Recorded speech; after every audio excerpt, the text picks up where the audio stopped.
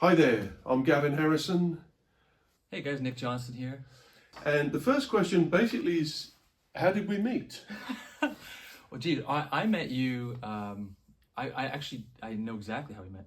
I reached out to you in 2015 when you were between tours on Facebook. I remember I messaged you, and I had finished writing this album called Remarkably Human, and I've been dying to work with you.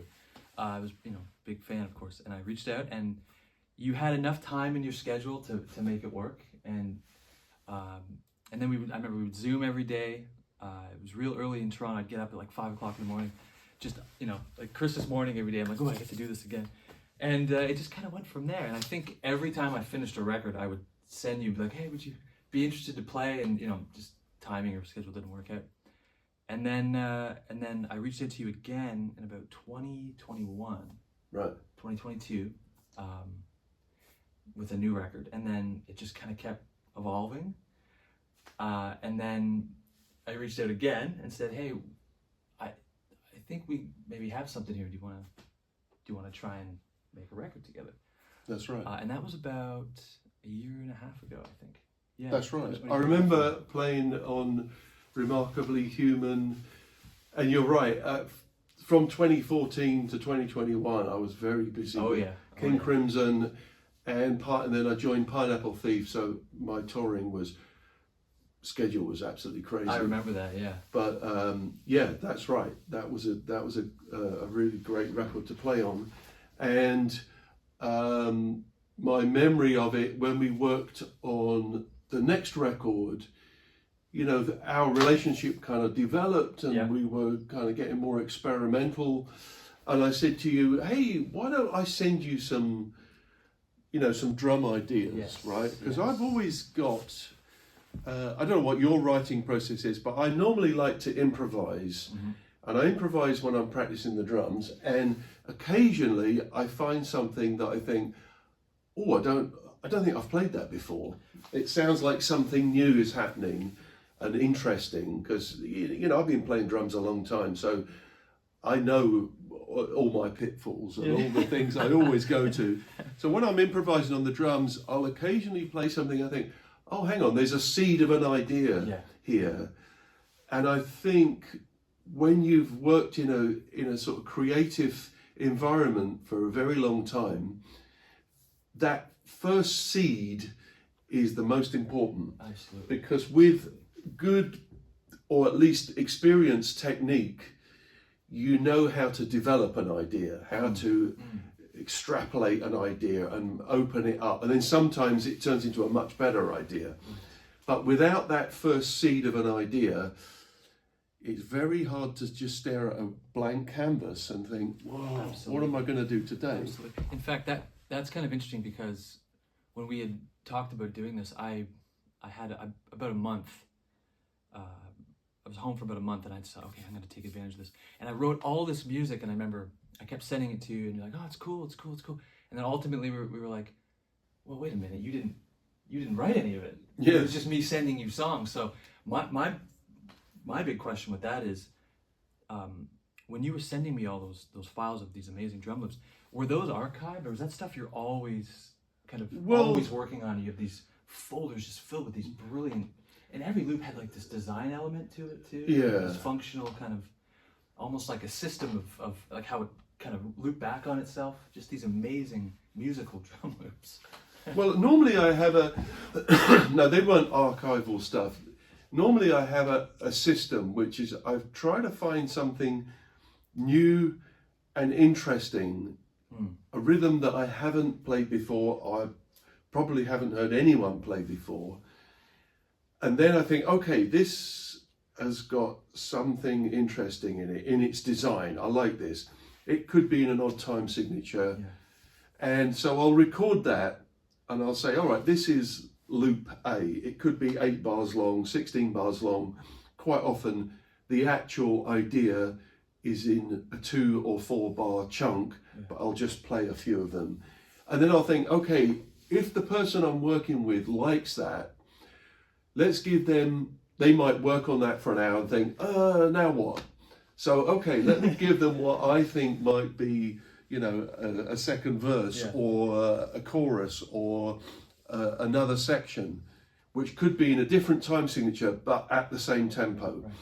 So I might send you, you know, loop A, B, C, D, E, and then I might just, because we don't know what's going to happen later, I might even just put some dead straight 4/4 drumming on the end, because sometimes, you know, it's a balance. Doing a nice design is about balance and finding the right proportions. And sometimes, if you start off with something a bit odd, it's like you need to balance it with something simple. Absolutely. So Absolutely. normally, when I sent you a sort of rhythmic design, there's 4 or 5 elements. And that's not to say that when you send me back your ideas, I immediately have other ideas. Well, that's what I was going to ask you too. Is so you know, again, you give me this folder, and I had some time, so I immediately, and I found writing 2-year loops incredibly inspiring, because I'd never done that before, and I've been in such a world of just like solo composition, just alone, you know, no outside influence. How did you decide, like, what did you do when I gave you a song back, like, you know, a long piece like Sorcerer or something, that was to, you know, a bunch of 9/8, some 4 or some 7s. At what point do you go, okay, I'm going to retrack everything? Do you strip it all down and rebuild, or do you reference with those loops? Like, how does that work? Yeah, I mean, if you've written something directly to one of the loops, and rhythmically it's all part of that loop, then I'm going to play that pattern. Right. But I might think, well, you've used about 64 bars of this. I don't want to just play this 2-bar loop from beginning to end. So I might strip it back and find a simpler version of it to start with, and then build a story along those 64 bars based on the original pattern, but more of a shape. So the thing I like when I hear what you've done, I think, oh my God, that's fantastic, because I would never have written that in a million years. And that's the great thing about doing a collaboration, is the other person does something you would never have done, and that makes you do something that you wouldn't do. Yeah, absolutely. And then, okay, so let's say we have, like, I don't know, a song or two, and things are starting to move. At what point did it start to feel like a project? Or like, oh, we might have a record here. Like, in that process, because it was pretty quick. It all happened. Within I think we wrote the record in like 4 to 6 weeks or something. Yeah. At what point were you like, oh, this is a thing? I think straight after the first piece, I realised there was something interesting happening and something good in a collaboration. I've done a lot of collaborating in my time. Being a drummer, you know, you don't often get to write the chords or the melodies. Sometimes I have ideas for riffs, but that's about it. So it's quite obvious to me when I do a collaboration if it's going to work in the first couple of minutes. Yeah, and I remember you saying too, there was something about wanting themes, melodic themes, and have themes come back. Yeah. Because in a lot of sort of, I don't want to say extreme, but a lot of progressive music, with great musicians, a lot of times it's sort of one and done with that. Or on to a new section, It's kind of, I think, integral to this project that there's like this melodic kind of return to a chorus or like a verse. Oh yeah. I love a melody. Yeah. That's the thing that hooks me in. Yeah, great. How does when you come to your guitar parts, what is your process? You go into a studio, right? I do, yeah. I've been working with the same engineer, Scott, who actually is mixing the record, Scott Given. And we go in, and it's sort of like this environment where it's just him and I in the studio. We have this nice place we go to, and it's kind of luxurious, this huge room, and it's just him and I in this kind of small part of Calgary in the kind of middle of nowhere. I need to be fully immersed. Or else, you know, oh, we'll do that again, I'll try that again tomorrow. Like, no, we have to be focused. I think we do usually 10-hour days. It's all just straight into an amp. We have usually 3 or 4 cabs. We mic everything up. there's usually a day of experimenting. But my guitar sound and my approach is just, let's get the melodies singing as much as possible. I don't want to clog things up with too much guitar. I've made records where there's just like, everything's double, quad. It didn't need to be that on this record. I think in a way, this record, it feels in certain sections almost like a live band. Like it feels like, you know, a lot of the guitar, all the solos are improvised. Every bass playing is seems like some of it's improvised and very musical. And I just wanted to kind of honor that and not make it sound like an over, like, I don't know what this term means, but an overproduced kind of modern prog record. I'm a big fan of all that 70s stuff. I like the way that music sounds even now. And this was kind of like my fantasy Return to Forever record or something. Right. But it's not overthinking too. I know the melodies worked. I have everything. It's just sort of doing a better, more colorful version. And I think when we were making that, all the demos were April of last year. By the time November came around, I felt like I was a better guitar player. So it's like, let me try some of these solos, and because some of it's hard to play over, the harmony and the time signatures. But because you're in that sort of like hibernation mode in the studio, you're just firing on all cylinders all day long, and then you come out of it confused, but like, oh, I think we did it. So am I right in thinking you wrote a lot of it from the keyboards? I would say 100% of it was written. 100% of it on keyboards. Yeah. So people, I suppose, don't know you as a keyboard No, player. not at all. Not at all. And they know you as a guitar player. Yeah. So when you got the drum loops and the drum ideas, the drum designs, whatever you want to call them, Yeah.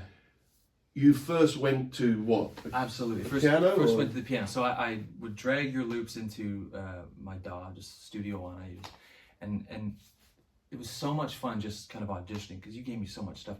I would just kind of audition and hear one of your, and immediately I could imagine where the melody would be, or because your kick drum is always in a cool spot, and you put a fill in a cool spot. And this was the test for me. Is my wife, she hates the sound of just unaccompanied drum. She's like, oh my God. But when she heard your unaccompanied drum, she's like, that's like actual music. Oh my God. So I'm like, okay. So there's melody in the way he's playing drums. And I would sit, and just the first thing, I think the first song I wrote, it might have been when the Flesh Was Cast Away, that oh yeah, there's that oh yeah, right, okay. I mean, it was there's Based the melody off the drum it's all rhythm, right yeah. there, and that really felt fresh, and I didn't need a guitar for that, because I wanted to be as tactile and just I'd watch the waveform, sometimes feel it, and just okay, I got something, and just it would just evolve. And by, you know, I usually start working pretty early in the morning, 7 o'clock or so. By the time noon gets around, I'm like, okay, and I send you the song, and you're like, oh shit, Great. Okay. Yeah, so That was quick. Yeah. But I've never been one. Besides this band I've joined recently, I've never written on guitar ever. Oh really? For some reason, the architecture of the guitar versus the piano just makes more sense. It's laid out like an orchestra. Guitar is always kind of like. Did you always play piano? I started when I was about 18, so Wow. I was kind of a late bloomer to it. I've never taken lessons or anything, just sort of figured it out on my own. And my sort of shortcomings with it are that, you know, I used to joke that I play piano like my dad uses the iPhone. He's like, Right. looking for the X, you know, it's right there. I'm just sort of finding my way, but I kind of know what I'm after. I know the theory. It's just a matter of just balancing tension and releasing the tension. Our stuff's not like, it's not going to hold a flat 9 for 30 seconds. It's gonna give you something that releases that tension, but in an odd time and with a really interesting kind of like organized design drum loop. It's unlike anything I've ever heard, and I just didn't think the guitar needed to be in there until the end. Right. It's like, yeah, so play the melodies on the guitar, like it's the voice, but everything's engineered. That's interesting. You always imagine guitarists are going to write from the guitar. Yeah. We should also mention how fortunate we've been to find Evan, Oh my God, yeah. our bass player. Yeah. Evan Marion, shout out to him. Yeah, absolutely. I mean, the record I played on, which I think hasn't come out yet. of Yeah, that'll yours, be up this year, yeah. when you sent me the mix with Evan on. Yeah. Whoa! I know. This guy's incredible. Unbelievable, man. He really is. I met him through Instagram a couple of years ago. I was a big fan. We knew each other, and he knew you, and he'd know the work we'd done together. And I said, "Hey, I'm making this pretty ambitious. It's supposed to be 3 albums. It will be 3 albums. I'm making this pretty ambitious project with Gavin." And he heard your name. Okay, I'm in. I need No, music. really? Come down. Yeah. And then we were lucky enough to get him back for our project, and yeah, he's just a monster. I mean, he used to play with Holdsworth, so he's no slouch with that genre. Yeah, but and he's very musical. So musical. Oh, so musical. You're quite busy too in all of your projects. How do you? Well, first of all, what do you look for when you're either asked or deciding to start a new project? And then how the hell do you prioritize your time? Yeah. I mean, it's crazy how busy you are. I get asked to do a lot of projects, and the only criteria really is, do I feel inspired? I spent a long time working as a session musician, and sometimes you get to play things for money that you later in life wish you hadn't done it. But you had to do it at the time and you were feeling very uninspired. Yeah. And occasionally you'd do a session that was great and it was very inspiring. So I just listen to it and see if anything comes to my mind. Yeah. When I listen to a new piece, I put it up on my computer and I press play. And if I haven't got any ideas after about a minute, I start to worry that this is going to be a struggle, So when something comes along that I can contribute to and feel like you're making a meaningful contribution to it, and you think, oh, this actually makes me sound kind of new. There's a whole new element to it that I don't think I've played like this before. That's inspiring in itself. That's awesome, man. That's great. I mean, in fact, you kind of did that to me. And whether it was by design or not, you said something that sort of changed the way I view composition or writing. And it was a nice little education. You said, I notice a lot of what you're writing is kind of in the same tempo. Yeah. And I was like, oh shit, yeah, I've gotten too comfortable, I think. Yeah, but that's very typical of writers. Like all the writers I work with, they do have a couple of comfort zones. Yes, absolutely. Whether they're keyboard player, singer, guitar player, whatever. There's a couple of comfort zones. Yeah. And I think, you know what? You do a lot like this. Yeah. So let me send you something really outside of that, in a tempo that you don't normally work in, and maybe in a time signature you don't really work in. Mm-hmm. And the last few years I've had a lot of fun kind of putting 2 time signatures together. It could be like 4/4 and a bar of 5/8, or it could be a 7/8 and a 3/4. I don't see it as the long number, which is the sum of the 2 bars together. I like to think, oh yeah, I'm feeling that like a bar of 4 and then a bar of 5/8, and then it's got a shape and it's got a nice ending all the time, and navigating my way through that. I could think, okay, so that's 18, that's 13/8, but I don't feel it like that. Yeah. And it was fun kind of sending you things that I knew were probably out of your comfort zone, right? And I immediately, I was immediately inspired, because I've heard progressive music my whole life as well, and I find a lot of bands, it sounds like they're going like, okay, we're gonna write a riff in 9/8, and then we won't name names, but there are bands that you can tell it's a formula. You can just tell. I actually had a hard time writing music after I finished this record, because I didn't know how to go back to writing without a drum loop. I think we were saying, like, right after, I was like, hey man, you want to do another one of these? Like, do you have any more loops you can send me? Because it really became sort of these like touchstones of how to get out of my comfort zone and think about rhythm in a completely different light. Most of my music is, I think the oddest time I do is 7. So, but now I'm you know, I view 9 differently or even 11 differently. Yeah. And not in like a way where you want to play anything crazy. It's just finding a groove and that feels good. That almost, like you said, it's an illusion. There's like an illusion element to it where you don't, is this 4 or is this 7? Yeah. Is this 9? And I don't think of it as odd. I just think of it as a longer sentence. Yes. Right? It's just a longer sentence rather than the same old kind of 4/4 where everything's in a chop. Yeah. Well, I guess that speaks to your producer mindset too. You're very, very good. I mean, we had a couple songs. Well, it was 2 songs, and then you had the idea of kind of combining them and making this one longer piece. And you're like, well, we could add this here, and I was like, oh my God, I never would have thought of that in a million years. So it's great also working with you because you have this deep history in the studio and kind of seeing pieces come together in kind of an unusual but really creative and honestly satisfying way. Like to hear those 2 pieces working together now, it's one of the longer pieces on the record. But it was such a surprise. Like, oh, I didn't know you could even do that. I had no idea that was possible. Yeah. You know, I did a lot of that with Bruce, where his demos, Bruce would quite often write a really good verse and chorus and then say, oh, I don't know where to go with this song. Right. That's the end of it. Or we'd have a really nice section in it. And then we'd write some other pieces, and I think, it would always be in the back of my mind, there was that really nice section. I wonder if we could get it into this piece.